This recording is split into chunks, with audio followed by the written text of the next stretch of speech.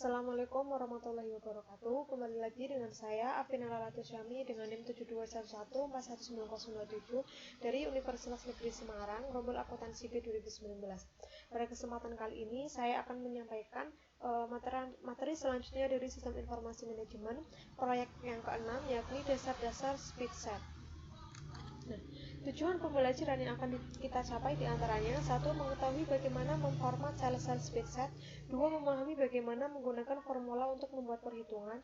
3. Mengetahui bagaimana menggunakan banyak lembar data atau datasheet. Dan yang terakhir adalah memahami bagaimana membuat perhitungan bersyarat menggunakan pernyataan if then. Pendahuluan.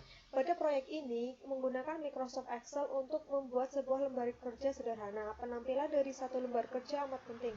Oleh karena itu, dalam proyek ini Anda akan mempelajari bagaimana cara memformat nilai-nilai dalam sel lembar kerja. Contoh ini menggunakan file lembar kerja yang berisikan dua lembar data atau datasheet. Yang pertama, lembar data berisikan barang-barang yang ditagihkan. 2. Lembar data berisikan informasi harga. Lembar kerja adalah aplikasi yang digunakan. Lembar ini dapat digunakan untuk melakukan perhitungan atau logika berdasarkan kondisi yang bisa jadi sulit dilakukan manajer.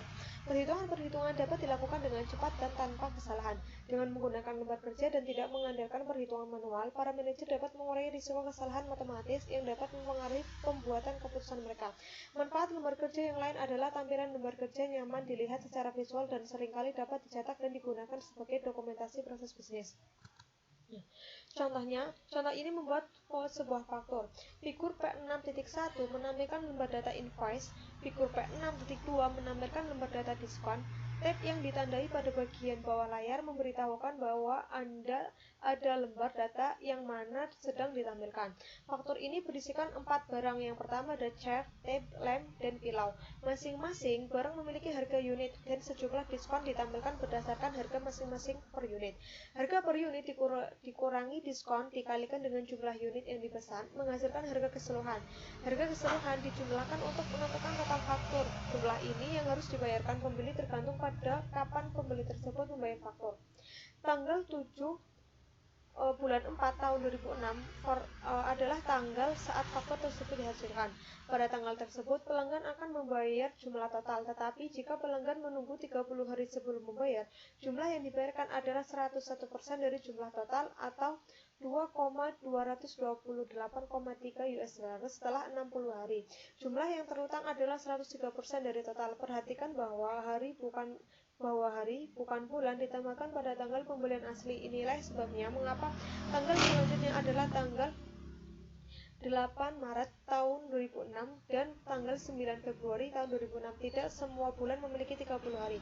Sel-sel lembar kerja pada lembar data invoice diformat sedemikian rupa sehingga menarik secara visual. Sel-sel pada lembar data diskon telah diberikan pada format aslinya karena pengguna umumnya tidak melihat lembar data ini. Speedset memiliki kelebihan dibandingkan program perhitungan sederhana, yaitu dapat digunakan untuk memberikan kapabilitas sistem informasi yang cukup rumit bagi perusahaan. Oleh karena itu, tampilan lembar kerja sebaiknya berbentuk formulir yang membantu pembuatan keputusan.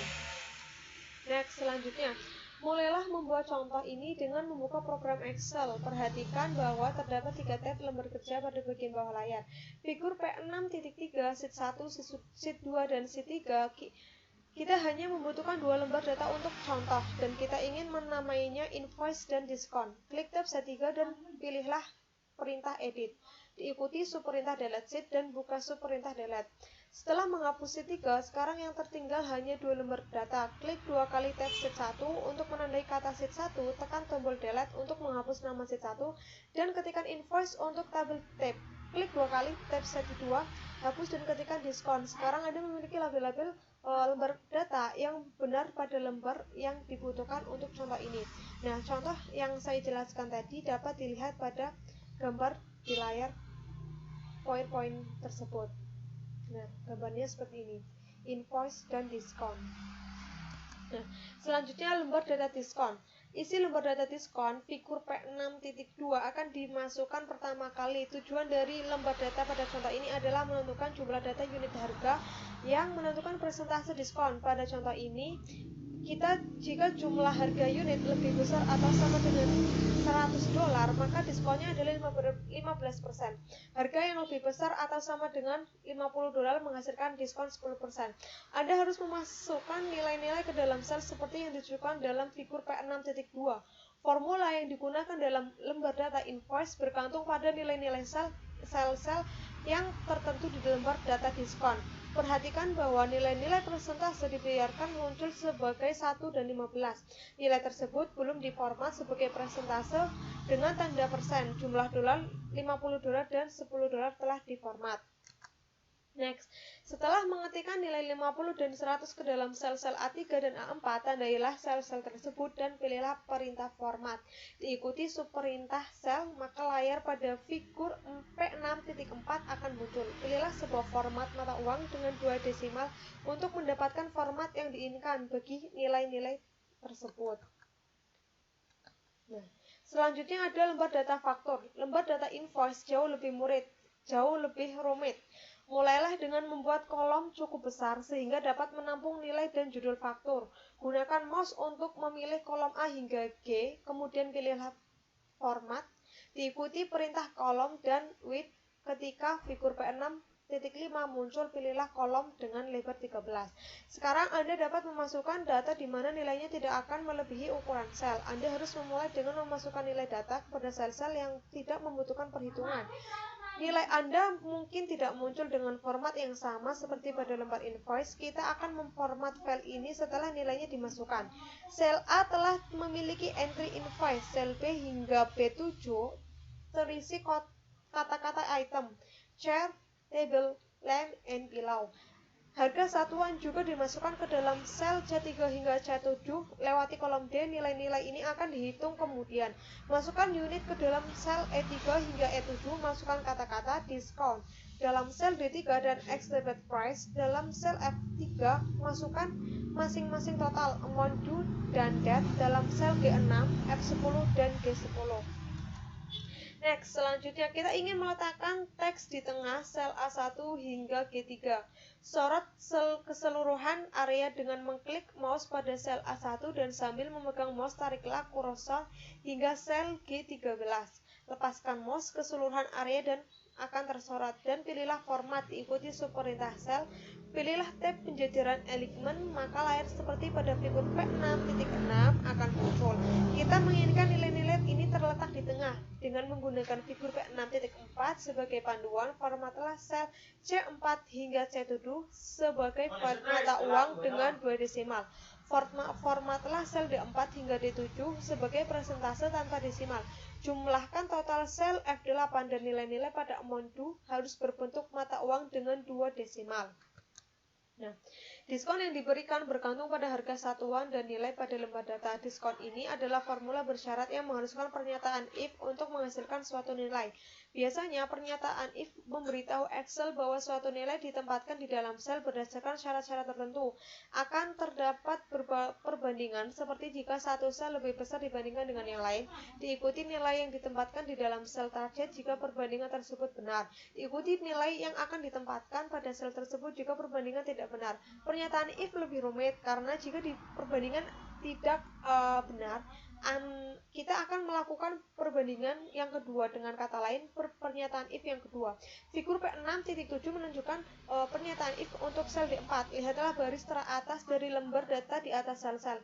Jika nilai di dalam sel C4 lebih besar atau sama dengan nilai dalam lembar data diskon pada sel absolute A4, maka nilai dalam data diskon sel absolute B4 akan ditempatkan ke dalam sel. Sel tersebut telah ditandai dengan A4 pada lembar data diskon, tetapi absolute mengawali tujuan kolom dan baris kita yang menyalin copy and paste formula ini ke dalam sel-sel lain.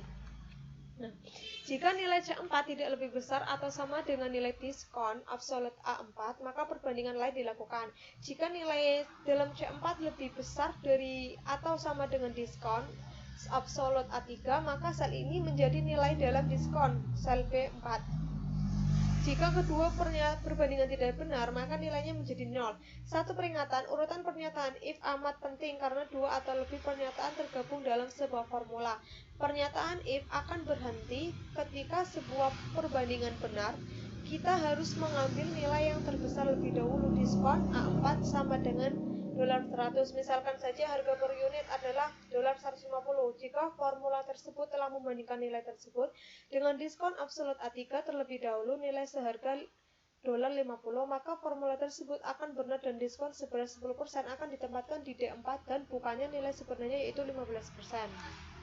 Nah, harga keseluruhan adalah per unit dikalikan dengan 1 dikurangi diskon dikalikan dengan jumlah unit yang dibeli. Tanggal saat ini ditempatkan dalam sel G11 sebagai fungsi Excel sama dengan now tanpa tanda kutip. Sel G12 adalah sel G1 ditambah 30. Sel G13 adalah sel G11 ditambah sel 60. Dan diformat menjadi bulan, hari, tahun tanpa jam, menit, atau detik yang ditampilkan. Figur P6.4 menampilkan layar di mana format untuk sel-sel ini akan terjadi. Nah, kemudian sel yang terakhir F11 hingga G13 mencerminkan nilai waktu dari uang atau time value of money ketika membayar faktur. Jumlah yang harus dibayarkan hari ini dalam sel F11 adalah jumlah harga keseluruhan. Masukkan sama dengan F8 ke dalam sel F11 setelah 30 hari. Jumlah yang terutang adalah 101% dari total. Setelah 60 hari, jumlah yang terutang adalah 103% total, maka masukkan F8 dikali 101% ke dalam sel F12 dan sama dengan F8 dikali 103% ke dalam sel F13. Nah, sekian penjelasan dari saya. Apabila banyak kekurangan, saya mohon maaf. Wabillahi taufiq wal hidayah. Wassalamualaikum warahmatullahi wabarakatuh.